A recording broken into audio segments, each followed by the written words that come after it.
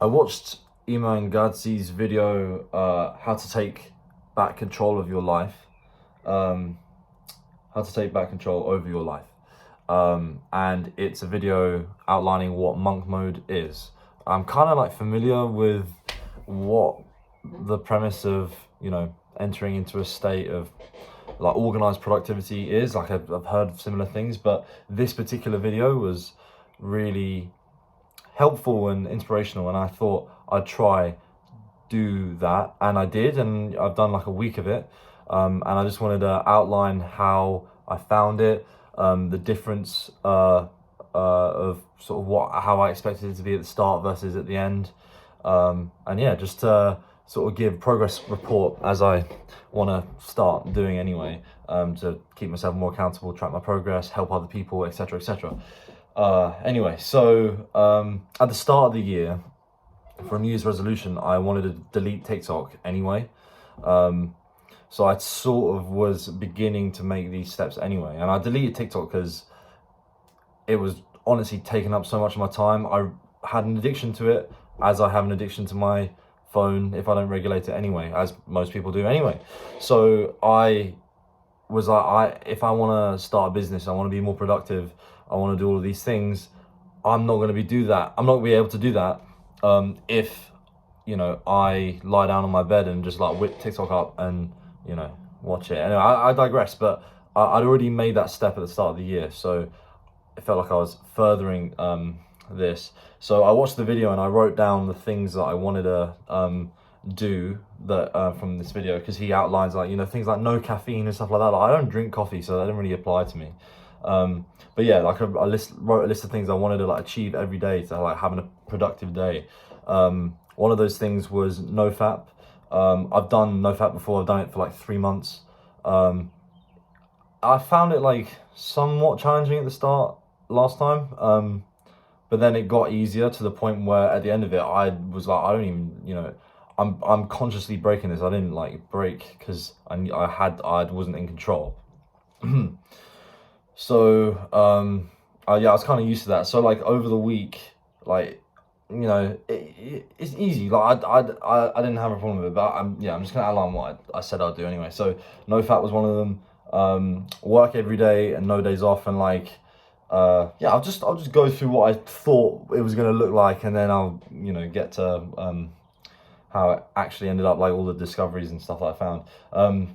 Regimented timetable, gym every day, phone on airplane mode, meditate twice per day, fixed diet, no alcohol, no Instagram, Snapchat, Facebook, have a morning routine, do this all for 90 days max, have cold showers, delete YouTube on my phone as well. That's another, but basically got all the time consuming apps.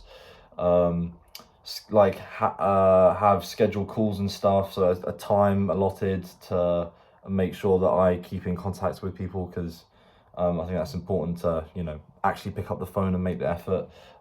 It's very easy for me, at least as well, to just forget and like lay back. But and reading consistently every day. So those are the things that I wanted to hit on it. Is there anything else? No, I think that's pretty much everything I wanted to hit. And I also wrote like, routine is only hard when you break it.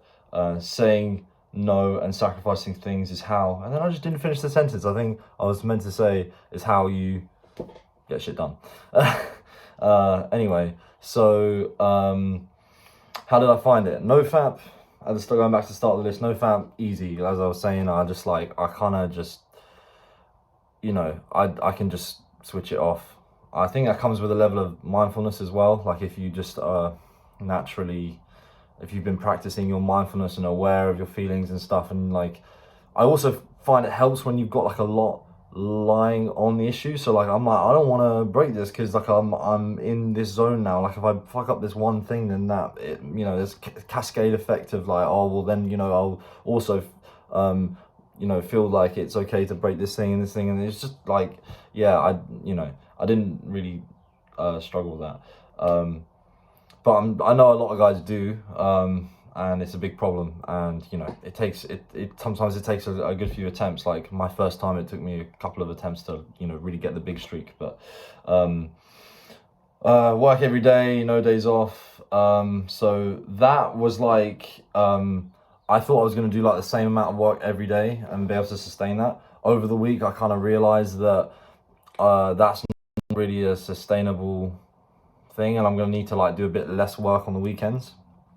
That's fine though, because I'm still like, I feel like I'm still being like super productive in that time. So, um, yeah, like, even if I schedule a certain amount of hours over the week and I don't even do all of them, I think Hamza says this as well. Like, you can, even if you don't like hit your mark, like it's completely calm. Like you've still come somewhat to your target, which is more than if you hadn't have made the target in the first place. So that's fine.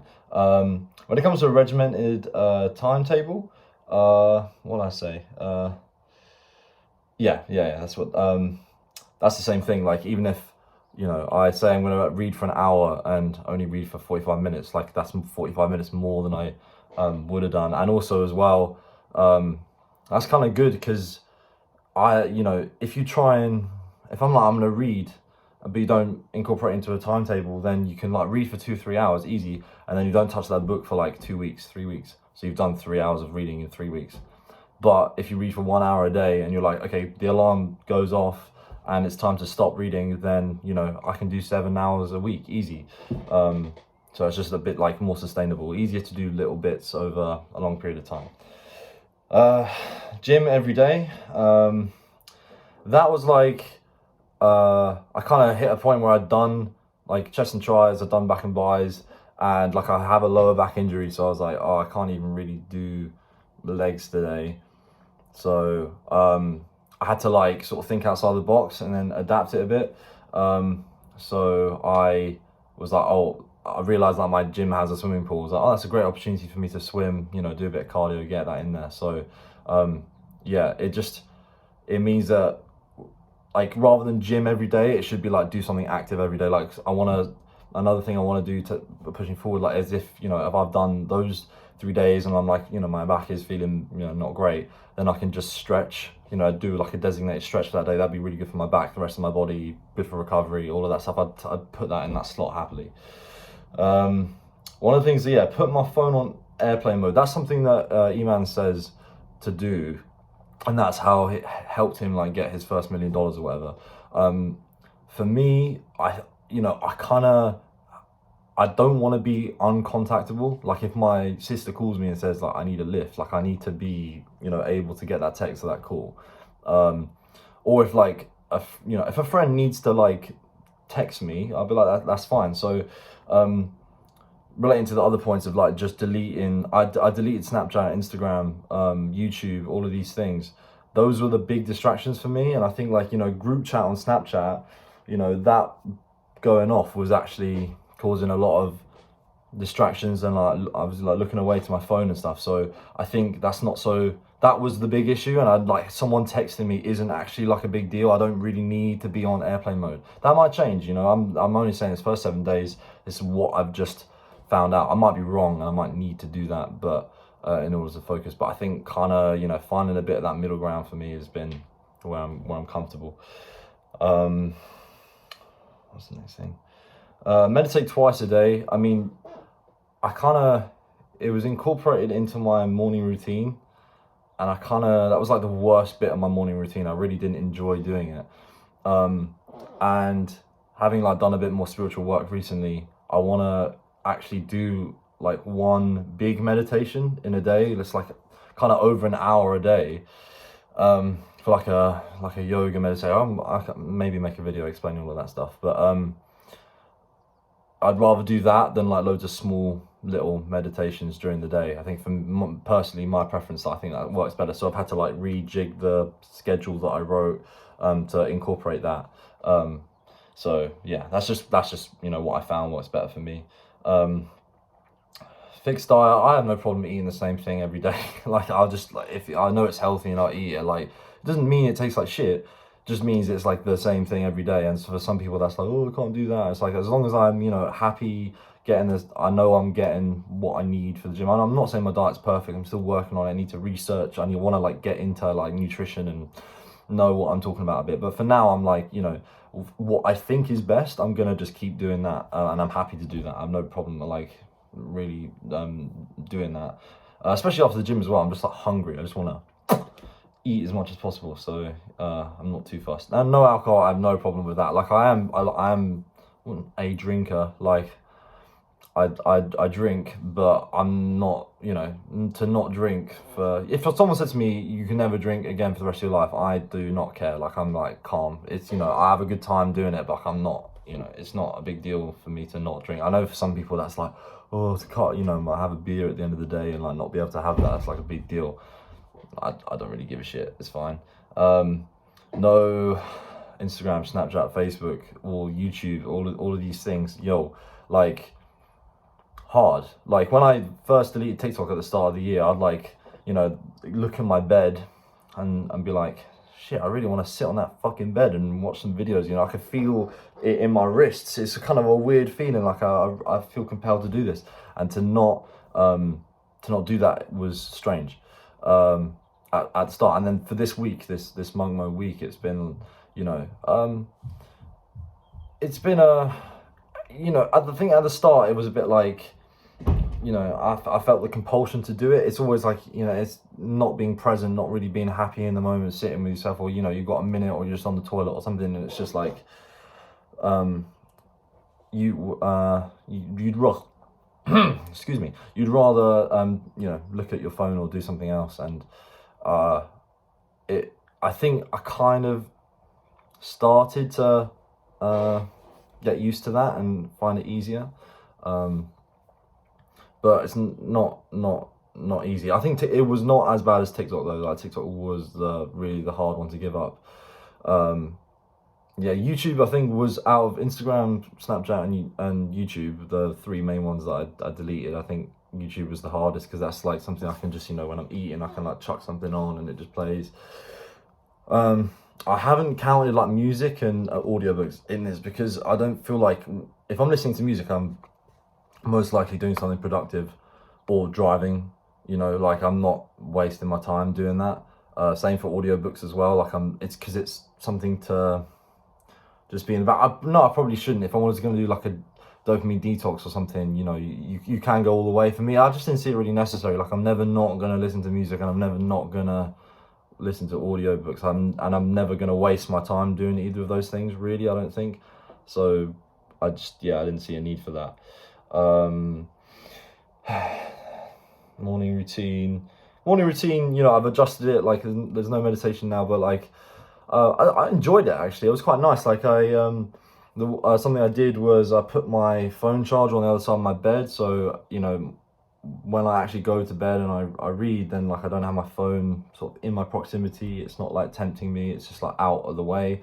Wake up in the morning, when the alarm goes off, I actually have to get out of bed to walk to my phone to turn the alarm off, and I found that really helpful. And then I was like, I'm like squatting to put my thing on, and I'm there like, I'm tired and I haven't adjusted to my sleep pattern yet. And I did adjust, you know, over the course of the week. Like you know, 8 o'clock came, which for me, to be fair, like I am a late sleeper, and that's like not something I'm, you know, particularly proud of, and I wanted to get up earlier and get on with the day more. So 8 o'clock for me is quite early, so it took me some time to adjust that. But getting me out of bed and actually, like, you know, physically moving, you know, that really was a good start to the day. I think that's a really good idea. Don't have your phone alarm go off next to your head, because then it's just like, oh, I can just like get a phone and just like, you know, chill, and then the next thing you know, it's been like 3 hours and you've just ruined your morning. And then, you know, morning productivity is related to the productivity of the rest of the day. So, you know, ideally you want to win the morning, win the day. So yeah, I thought that was just like a really good thing that really got me out of bed and like working. And yeah, that was a really strong point. Like washing my face, like I never really like wash my face, and I want to like you know, you have to like look after yourself. Me and my sister got some like exfoliant for my face and stuff. Went to Boots, so, you know, I want to like actually do that, make my skin look nice. Anything else in the morning routine? Yeah, and journaling. I like journaling's a part of my morning routine now. Write 3 things that I'm grateful for. Really like nice thing to do. Like that, even if you've had a bad dream, good dream, whatever, you just start on your day thinking about some positive things. Like I just think that's a really good tone to set the day. and be like, look, like, you know, I'm grateful for this morning. This is something Hamza said as well. It's like, it can be any like thing, big or small, whatever. So even just like sometimes saying a little thing like, oh, I'm just grateful for my fucking water bottle today. You know what I mean? It's like, you know, I didn't actually, you know, you've been given this water bottle again. You didn't have a guarantee waking up this morning. You know, you've been like re-gifted it, and like I'm like re-experiencing it, trying to keep, you know, things new. And like gratitude is you know, a pathway to happiness, and I think it's really important to practice that, yeah, with everything, big, small, all things that you have, because yeah, don't just take shit for granted as much as possible. Yeah, anything about and then like journaling in general, just like I like write about like my dream and stuff, just to like try and recall what happened, and then like sometimes I like to see if there's like patterns and stuff, and then analyze it. You know, if there's, you know, a recurring theme, then it's like, okay, so is my subconscious trying to tell me something? I've had this multiple times in the past, like you know, so like something keeps coming up, and it's like, oh, my internal mind, my subconscious is trying to tell me something, and then I'm like, oh, I see what it's saying, and then I'll like implement change in that area, and then the dreams go away, and it's like, okay, it's like it has acknowledged that I have heard it and I've changed something. Yeah, I think it's really important practice actually to just do that, and also just like write what's on your mind, like just dump your like stuff. There's sometimes like, I don't know, not so much in the morning, but sometimes, you know, at different points during the day, I like to like journal, and just whatever, if there's stuff like going on in my mind, I just need to like exit it out and just know that something has heard me properly and just like really understood what I've listened. Like, I know it's not like a sentient thing, but like when you write that thing down, like it listens, and it's kept that thing forever, you know. And it's like I think a journal's like the best. It can be your best friend, it can be the best listening tool. Very therapeutic, self-therapeutic. So I advocate journaling I advocate journaling in general. I love it. I've done it for years. It's helped me through a lot. Like a lot of my self-improvement, spiritual progression, all of that stuff has been through journaling. I wouldn't have been able to do it without it. Yeah, it forces you to put what your experience is into words, and therefore if you have to put it into words, then it forces you to understand it in a less abstract way and in a more tangible way, which means you can overcome it and, you know, sort of notice aspects about yourself. And I'll make a bloody video on journaling. I will. You know, it's a lot. I'm talking monk mode. We're talking about monk mode. Cold showers. I've done cold showers before. I kind of did like I had a self-improvement phase when I was like 19. And I did cold showers then, and it was, you know, it was hard then. I think it was like winter as well, so it was cold, and I hated it. I thought it was horrible, and I thought it was going to be the same thing again, because you build a tolerance to the cold, and I thought that whole tolerance had gone.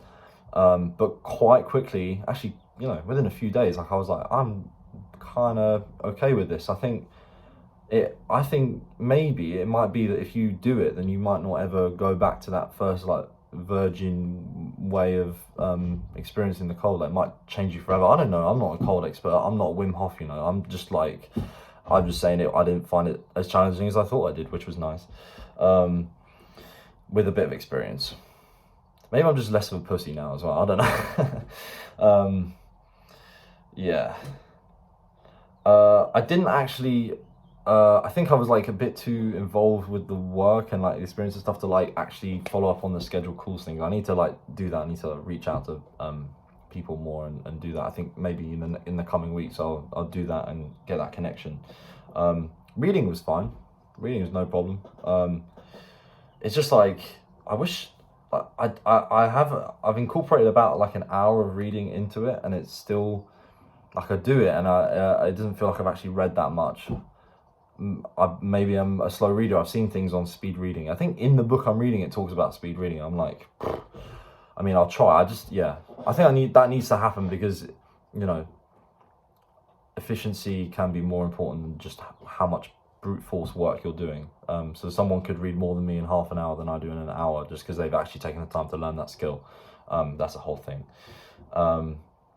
what was the other thing? Oh yeah, also I found that if you set like for the end of the day, if you say I want to be in bed by this time, like I want to be asleep by 11, it's better for me to like schedule, like you don't really settle when you get into bed. Like if I'm like in bed by 11, I might literally physically get into bed by 11, and then I like take half an hour, maybe even 45 minutes to actually settle and fall asleep, which means I'm not actually getting 9 hours if I do that, which I kind of feel like I need. That's like my area. I need like about 9 hours, maybe just under 9 hours.